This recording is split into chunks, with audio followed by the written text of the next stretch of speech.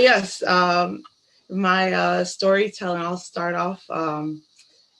My brain is stuck like in a cartoon. I see stars in my head so different and yet lost just the same. That these exaggerated silver flecks that I once laughed at on Saturday mornings live in my head too. My spinning in circles had a name. One day I woke up from what I thought was a dream, feeling like I was swimming in my bed, but I didn't have a water bed. So I climbed out of bed onto the cold floor, hoping to have some relief. And it didn't work. I was still swimming. In fact, it made it much worse. When I finally stopped swimming, I tried to call my sister to explain, and I felt so ill that it felt like a crazy dream. And I had no idea what this was, this dizzying, nauseating effect that I had come over me. And if this was reality, uh, I knew I must be awake when she didn't laugh. And I thought to myself, I have to see this doctor. And my doctor had actually prescribed for me to view a YouTube video to align the crystals in my ear. And I knew that medicine and technology had traveled so far, but I thought, had it traveled to YouTube? How did I end up casted in one of Alfred Hitchcock's movies? I really thought Vertigo was just a movie. And I always laugh at myself. I anticipate a funnier outcome than the last every visit from the doctor's office to the emergency room. And I always find comfort because nothing is ever terribly wrong.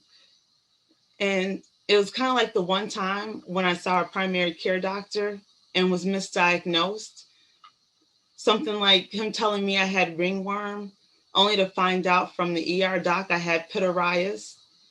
And I remember returning to my doctor, and it suddenly became my job to manage his very delicate ego and explain to him how they came up with a proper diagnosis, void of any pay and any gratitude to explain. That became my new responsibility at every doctor's appointment. And this is the same doctor that years prior told me I had PNES, the pseudo non epileptic seizures, after being monitored in a hospital for more than a month. And I remember thinking, is he saying pines? Like, is this a Christmas tree illness? I didn't know what any of that meant. And so the internet wasn't what it is today. I'm sure a lot of people watching this can relate. It depends on your age range. The internet didn't have the kind of answers that it had today, but I thought there has to be a better way to find someone that would listen. But instead, this doctor was only good at diagnosing my sinus infections, but he wasn't very great at much else. And so this cycle would continue of not being believed for many years, turning into decades. And I recall trying to explain how the sunlight was so bright and it was just too bright across the snow. And the answer for that was, let's prescribe her Provigil. Make sure she stays awake. No one looked at any of these symptoms. And so when I would fall in a store display or I would stumble just trying to walk, no one had an answer for that.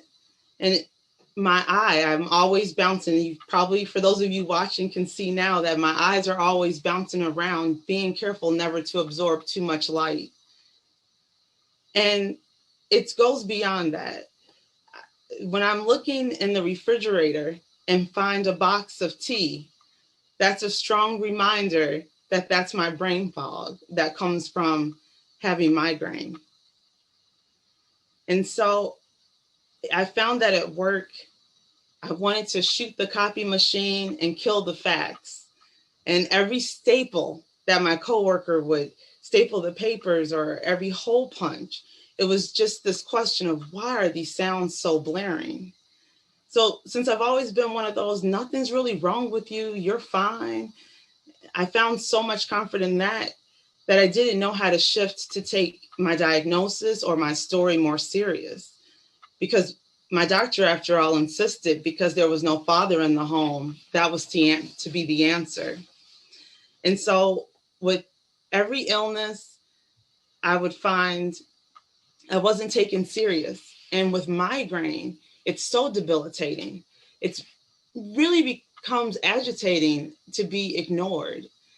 And I would think of 7,000 errands that I would love to run. But migraine is rude. Migraine is a liar. Migraine lets you think you can get dressed up and meet your friends for lunch, or it makes you think once you wake up, maybe you'll be able to walk to the front door. But migraine's also nosy. It goes everywhere that you go, and it's just waiting for an opportunity to implode.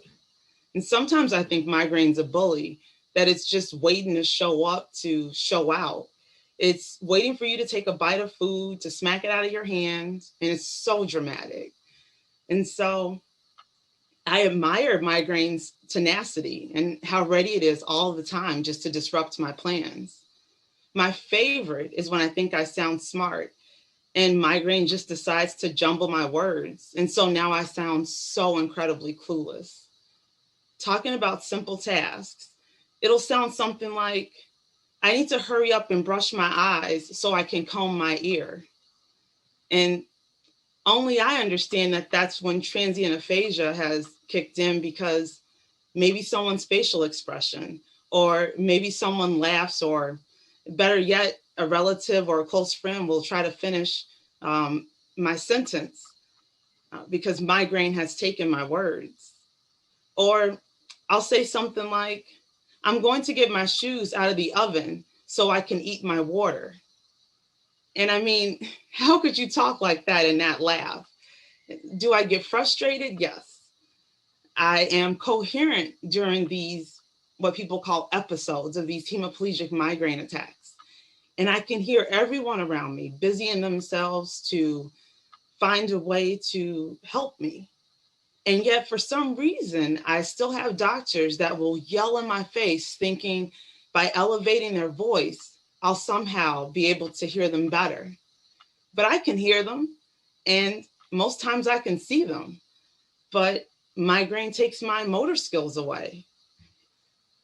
And I've even gotten to the point where I memorize my nurses by their smell, because sometimes with the basilar migraine with brainstem aura, it takes away my vision. And sometimes there's tunnel vision. Sometimes I'm just aggravated because my body won't do what it wants to do, what I think it should do. And so there's this challenge of canceling plans and canceling what seems to be the life that I thought I would have. But it's because of migraine. But I'm blessed with patience now. I can find the tiniest gold fleck in a piece of tile work, and I'm learning it's other people that are impatient. I have so much more in common with relatives and friends who live with dementia and who have survived stroke. And you could probably hear the tears in my voice because it's not accepted. Someone put it on the shelf and gave it a stigma. So they would rather trust a broken arm, but they don't trust my brain. And that's migraine.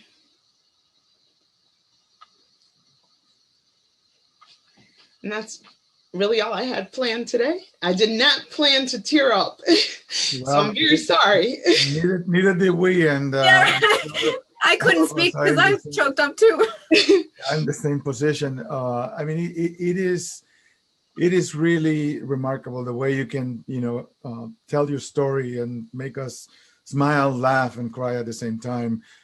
Because it to me, it shows that you have developed an adaptive response to this. You haven't spoken about drugs. You haven't spoken about medication. You haven't spoken about treatment.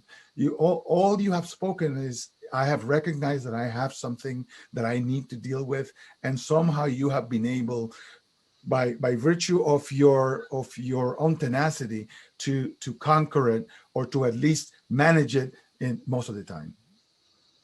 I would say it's the part of my brain that I managed to stay hopeful, to know that my life has meaning, because we have not found a medication that works. And a lot of people, if anyone's watching who lives with migraine with aura, there just aren't, there are certain classifications of medications that are not safe, like the good old triptans that came out many decades ago.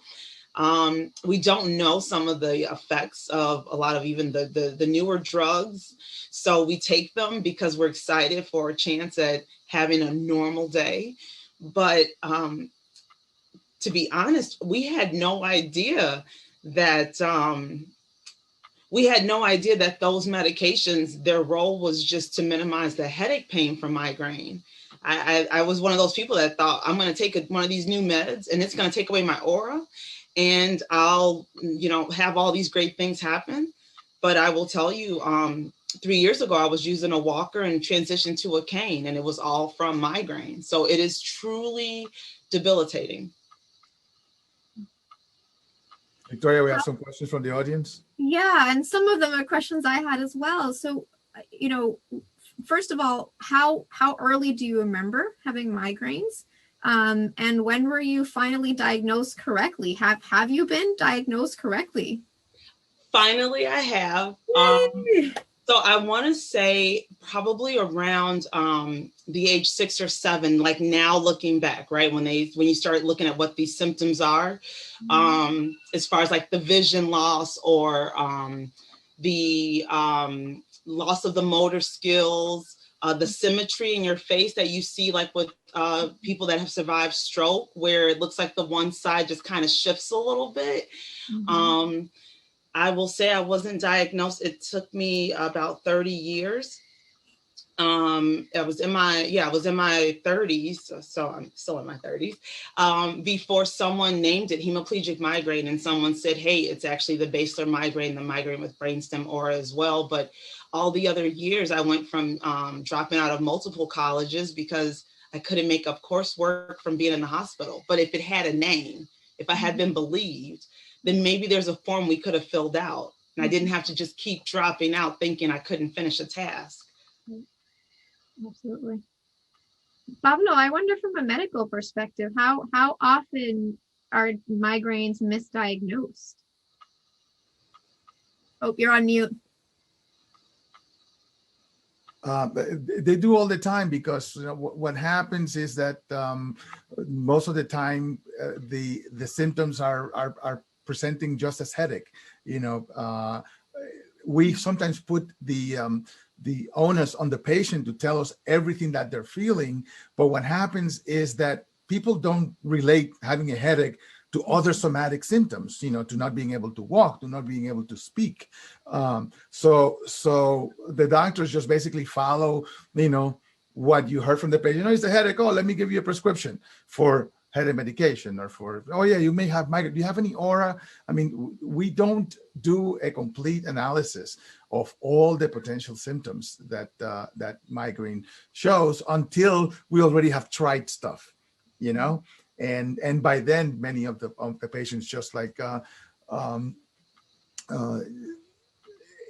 become very frustrated, become very, very frustrated. Absolutely. One person says here they suffer from chronic migraines and have been diagnosed, and they were just wondering from a sort of medical perspective, what is the evidence that treatment will actually help make symptoms better? And so, Pablo, I think maybe that question is more for you. Alexis is like, I don't know. I'm not the doctor. I can tell you what I think, but it's not, Tell us what you think. You're the guest.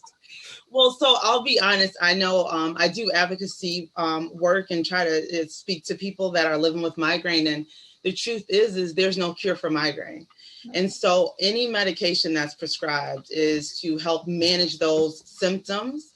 There is information out there to support, well, for any disease really, that the longer that you go undiagnosed, so now you're in that chronic, intractable every day, that is going to be a lot harder to come out of that and kind of get back to your normalcy.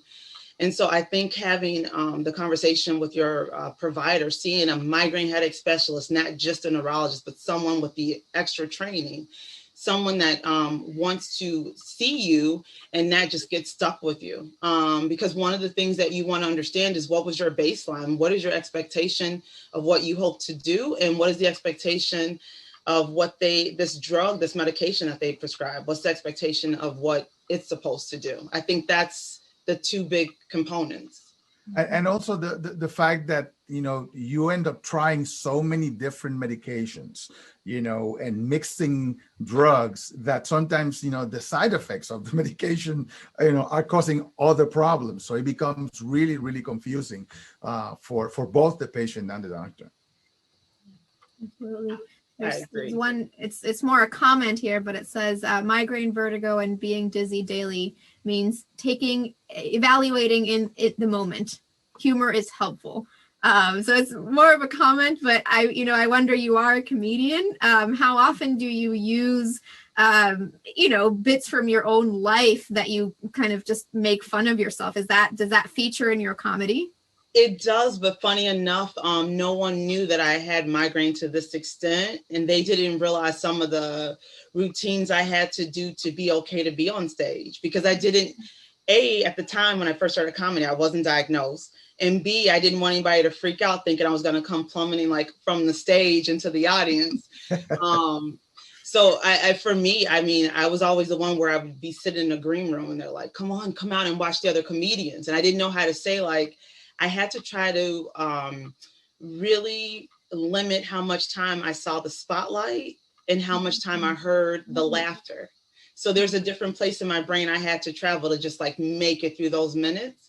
But I will say the humor is the best. I take mental snapshots of my normal hours, so that after a hemiplegic migraine, when I'm like face down on the floor, can't move, can't talk, but I'm coming to, that I have this happy place to return to. And so I can see me walking across the street or see me doing an activity that I'm not able to do that day or that week, but I can smile and say, wow, I had a good day.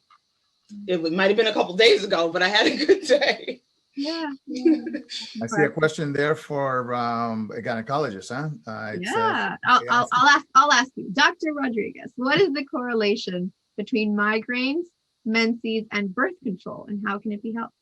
Well, there's a lot of things in that question. So people using birth control pills can develop headaches as a side effect of the hormones that are in the birth control pills.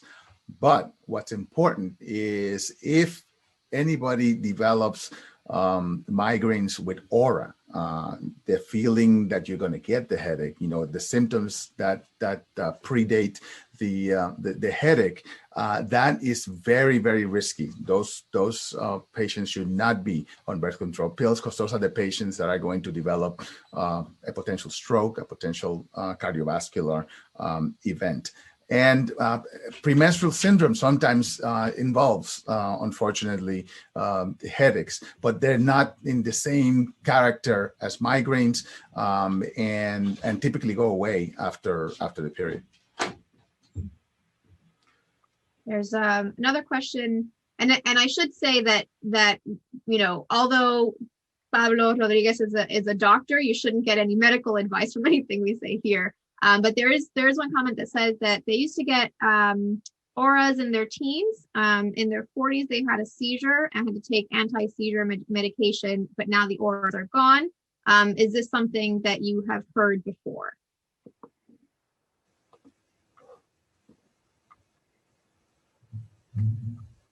You're muted, Pablo. I have not heard that before. So I don't know if Alexis has heard about it. Well, I guess what I would say is, one thing that I have heard about is auras changing, right? And so, like, I'm a person that typically gets visual aura, which means that they'll still reflect something, for me, sometimes I see spots. But people forget that aura can also be that sensory. Are you getting that numbness and tingling? So I don't know if the person asking the question is aware of migraine disease is a spectrum disease. That's first. And so within that, you have to understand that the aura is also follows the spectrum. There's no like, you might see colors and different like waves there's just different things that you might see or can feel. I had a patient that had a smell, but actually she smelled something every time before the headache. Yes, some people smell like rancid, like garbage. I smell things that are burning. So I have like this weird thing before I go to sleep, or if I leave the house, I'll be like, did everybody make sure the stove is off? I don't know. Like it's so wild. But if you don't, there's like 4 stages in your migraine before you get to the postdrome, before you get to the end. And that's the other confusing thing. If you're like, I'm chronic daily intractable status migrainosis. So that means like I haven't gone one day without a migraine in over 3 years. And so it's hard for me to know the phases until the aura comes, because we're always cycling through to the next. Is there anything, any kind of food, any kind of tea, any kind of thing that either triggers your headaches or that help the headache once you have it? So for me, everyone who has a migraine has probably heard the saying that, migraine loves routine. So sticking to the routine, if you haven't, like you guys were saying actually before in the first chat, the sleep schedule, sticking to the things that you can, because insomnia can definitely weigh in. Foods, for me, it was learning about the effect of histamine, because it's like, it's one thing that you can't avoid. Since it's in the environment, it's in your food, it's everywhere, it's in your beauty product, it's in SPF, you name it. So that whole bucket theory of being very conscious of how much of the histamine, that I can avoid, maybe something like an avocado or a banana, I won't have, because I know I've had histamine overload in a different area. But there's nothing I found that technically like quote unquote triggers it, because I realize migraine disease is a true disease. So anything else can exacerbate it. I don't really find anything that actually triggers it.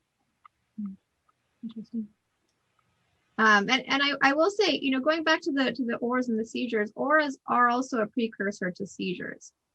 So there is overlap there, and both are considered diseases that, at the neuroscientific level, it's a circuit disorder, in terms of the electrical activity of the population of cells. So they can be quite similar. So it is possible that they were also misdiagnosed, and that it's actually the same presentation, just differently later in life. Thanks for bringing that point up. That's actually one of my first few neurologists. I was on seizure medication because he said it's too much brain activity to call it normal, but not quite enough to call it a seizure. And it was my nephew later in life who has epilepsy, who saw one of my hemiplegic migraine attacks and said, "Auntie, this looks like me when I have migraine." And it really kept pushing me to find a doctor to help me. Oh, I'm sorry. See, that's the brain fog. My mom's in the background like, no, seizure. He has seizures. I'm like, yeah. It was him seeing me have a hemiplegic migraine attack, saying like, you look like me when I have seizure. But and so that kind of pushed me, like, people care and they want me to get answers, even if the doctors didn't have the answer yet.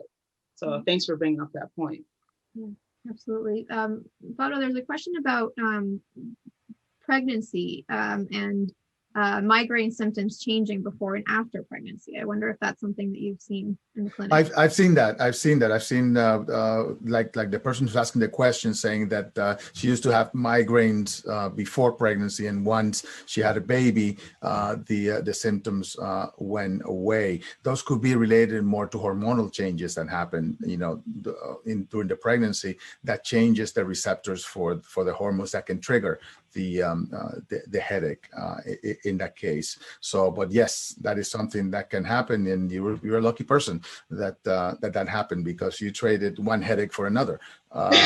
Just, bringing up children. So we have time for one more. This is more of a comment, but I think it's an important one to make and to thank you, Alexis. She says, I have a friend who's been suffering from a migraine. Thank you so very much for speaking out on your experience and feelings. It is very helpful.